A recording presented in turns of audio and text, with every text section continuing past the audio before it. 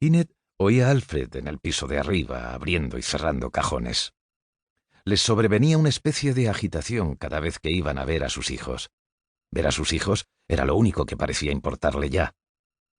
En las ventanas del comedor, inmaculadamente limpias, había un caos. El viento enloquecido, las sombras negadoras. Enid ya había buscado por todas partes la carta de la Axon Corporation y seguía sin encontrarla. Alfred estaba en el dormitorio de matrimonio preguntándose por qué estarían abiertos los cajones de su cómoda. ¿Quién los había abierto? Si no sería él mismo quien los había abierto.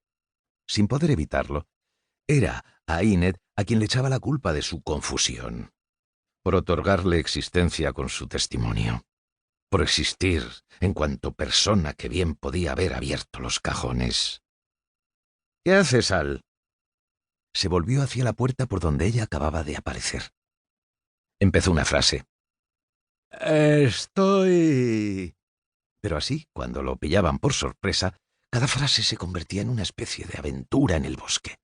En cuanto perdía de vista la luz del claro por donde acababa de adentrarse, se daba cuenta de que ya no estaban las miguitas que había ido dejando como rastro, que se las habían comido los pájaros, unas cosas silenciosas, muy hábiles, muy rápidas, que apenas distinguían la oscuridad, pero que eran tan numerosas y estaban tan apiñadas en su hambre, que era como si ellas fuesen la propia oscuridad, como si la oscuridad no fuera uniforme, no fuera la ausencia de luz, sino algo repleto y corpuscular. Y de hecho, en su estudiosa juventud, cuando encontró la palabra crepuscular en la Mackay's Treasury of English Verse, los corpúsculos de la biología se entretejieron en su comprensión de la palabra, de modo que se pasó el resto de su vida adulta percibiendo corpúsculos en el crepúsculo, algo parecido al grano que dan las películas muy sensibles, indispensables en condiciones de escasa luminosidad ambiental, algo parecido a una lúgubre decadencia.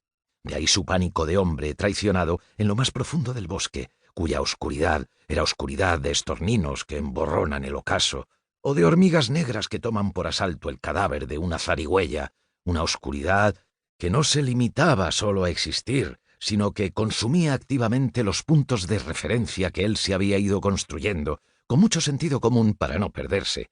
Pero, nada más darse cuenta de que estaba perdido, el tiempo se hacía deliciosamente lento, y a partir de ahí se le desvelaban eternidades insospechadas entre una palabra y la siguiente, o más bien se quedaba atrapado en el espacio entre palabra y palabra, y lo único que podía hacer era quedarse mirando la velocidad a que el tiempo se desplazaba sin él, la juvenil e irreflexiva parte de sí mismo que se proyectaba hacia adelante por el bosque, ciegamente, hasta perderse de vista, mientras él, el Alfred hecho y derecho, quedaba atrapado, esperando, en una suspensión extrañamente impersonal, a ver si el muchachito, presa del pánico, a pesar de que ya no sabía dónde estaba o por dónde había penetrado en el bosque de aquella frase, aún conseguía abrirse camino hasta el claro donde lo esperaba Enid inconsciente del bosque.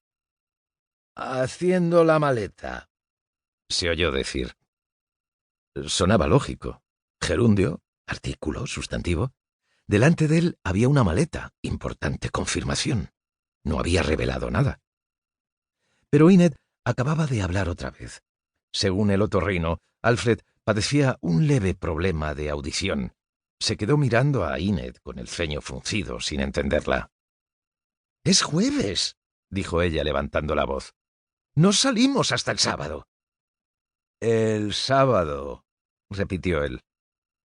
Luego, ella le echó una regañina y se retiraron por un momento los pájaros crepusculares. Fuera, sin embargo, el viento había logrado que el sol se desvaneciese y empezaba a hacer muchísimo